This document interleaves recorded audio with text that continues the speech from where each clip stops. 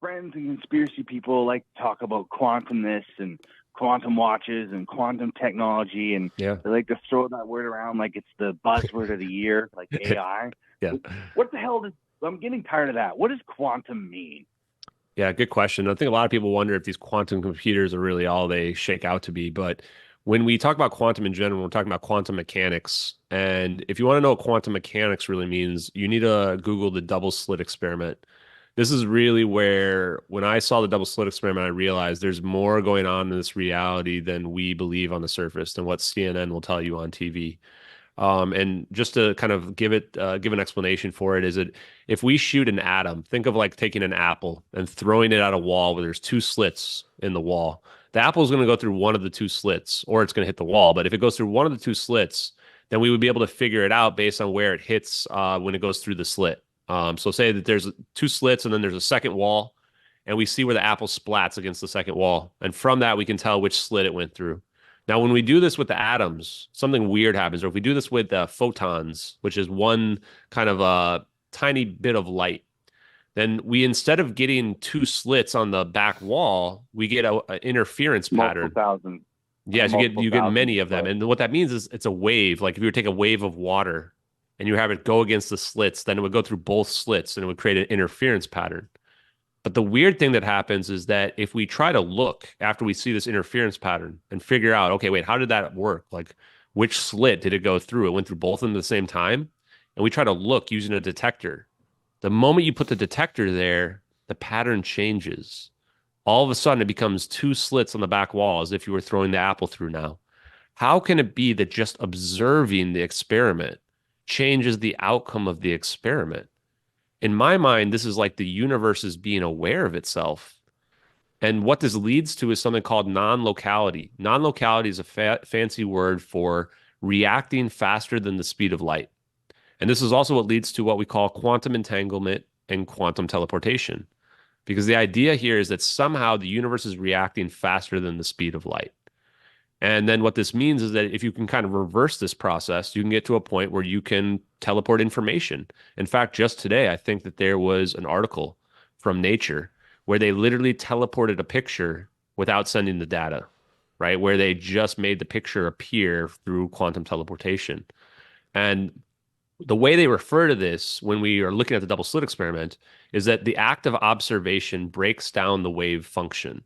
So again, we think it's a wave when it's going through and we don't look. And when we do look, it's not acting like a wave anymore. You could also explain this as the particle is going from a probabilistic point, because when we look at the wave pattern, it's probability based. That means that the most common place where, like the strongest lines, the most what's the word I'm looking for here? The most luminescent lines where it hits is near the middle, and then it kind of it curves off in a probability chart. So it's almost like it's trying to figure out where it hasn't hit yet and where the most likely spot it should hit. But when we look, the wave function breaks down, and now it's a deterministic point. It's going through either the right slit or the left slit. Now imagine reversing this process. If you reverse the process, and now let's say we have a plane flying in the air, we know where the plane's going, and now we turn it into a wave function. Now the plane is anywhere we need it to be. This is the idea behind unifying quantum and macro. The idea is that we can have a macro-sized object, an object that we can see with our eyes, have the same function and same properties and behaviors that a microscopic, or not even microscopic, because microscopic means you can see it through a microscope, but a quantum object, something that's extremely tiny, like the size of one atom. And this is interesting because what it leads to is this idea that there isn't a difference between large things like a star or even like a neutron star and a atom. That the only difference is the properties. And if you can have the properties of an object that's macro size, have the same properties of something that's quantum, then you can have the same behaviors, the same properties of them. They can function the same way, which quantum objects have no mass. We can get them to move at the speed of light. And this is the same idea of in the case of mass reduction of the plane. If you can have the plane become like a quantum property, its mass is reduced to zero, and its time speeds up, and now it can move at the speed of light, or like the wave function, like the non-locality that we see in the double slit experiment, it can even move faster than the speed of light. And that's, I think that people talk about when they talk about quantum mechanics. So if anyone doesn't believe that's real, all you need to do is go watch the double slit experiment. And if you can figure out how the double slit experiment is, then you've got a Nobel Prize waiting for you. To date, nobody has collected that Nobel Prize. Huh. It, but like, will that plane, wherever it's go, whatever destination or wherever it's going to, will it appear as the same plane with all the same people and the same things in it, or does it then Good become question. something different? So, if for inertial mass reduction, some of these scientific patents that come from Salvatore Pais, as well as there's some wormhole papers that kind of broach the same scientific theories. If you Google popular mechanics wormhole papers, they argue that you can create a double-sided shell around an object. And the idea is that the stuff inside the shell won't be impacted by what's happening outside the shell. And so theoretically, and this is again just total theory, and I'm pretty much speculating because this is already deep enough, is the idea is that you can have the overall object act like a wave function, achieve those speed of light properties, but from within it, you're going to have a different frame of reference. So for the people inside, it's just going to feel you're not going to feel any of the gravitational effects. You're not going to feel the speed of light. Um, so again, if this is happening, we're already kind of cheating in a video game. So we might as well cheat a little bit more and make it so that the people inside don't feel anything. And that's what these wormhole papers say, is that you can create a double-sided electromagnetic shell around an object that can essentially protect the people on the inside so they're not going to get liquefied And is that from what this the orbs acceleration. are? I don't think that's what the orbs are, but they may be inducing that. So Okay. Or that's what they're again, doing. I can't say for sure. I would Sure. say that it's already looking pretty grim for the passengers on board this plane before we even get to this point. And if it's experimental, then like the Philadelphia experiment, which is actually somebody asked earlier, what's a similar experiment? Philadelphia experiment's probably the closest one. This was in the 40s. And there's like pictures, I don't know if they're real or not, of like people trapped inside the wall of the boat of the USS was it Roosevelt? I can't remember.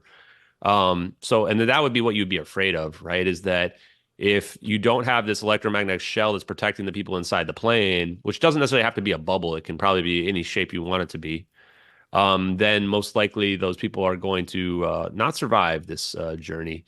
But I don't think they would be like different people, but who knows, honestly. It depends on if you believe in stuff like string theory, and that if it goes to like a different timeline or something like that, Yeah, I was can't thinking really say. about that because it's a possibility.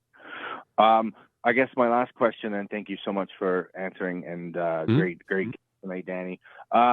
Is those crazy people say that we're like I don't know, within striking distance, like 6 years of like having this technology available to the public.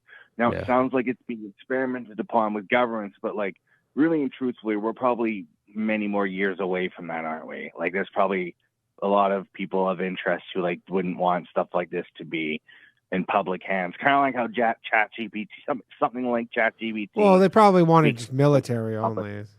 Yeah, what I've been told is that we might have had this for decades. Now, my opinion is that based on the Lockheed Martin patents, it probably, like just from an evidence standpoint, if we had this technology, we probably got it around 2010, 2011, somewhere in that range.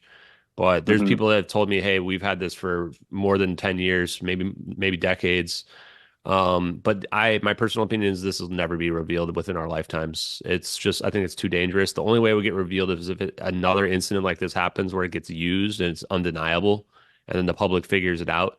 But from the public, just from what I've weighed from the public and how people have, how angry people have gotten about it and stuff like that, I think we're a long way off from getting to a consciousness level where we can believe this type of technology is real. And I think this is what holds up UAP disclosure in general. The people that want UFO disclosure, UAP disclosure, whatever you want to call it, I mean, I'm just going to be honest with you guys. It's not going to happen. If this technology is real, it's a national defense situation, and they're trying to keep it secret, not just because society will collapse. I mean, the whole Middle East is dependent on oil, and overnight, new power systems would come out that would change the entire world. That part is, yeah, sure, it's disruptive, but it's not going to end civilization. The stuff that would end civilization is if, like, let's say ISIS terrorists have the ability to create a weapon that can destroy the whole planet. That's what would end civilization. And that's what I think the people that are hiding this are really afraid of. And I also don't think they're afraid that religious people are going to lose their minds. In fact, I think it's the opposite. The religious people will absorb these beliefs and reconcile them and will realize that If the universe is aware of itself, it means we live in a construct, which means that there's a potentially a creator.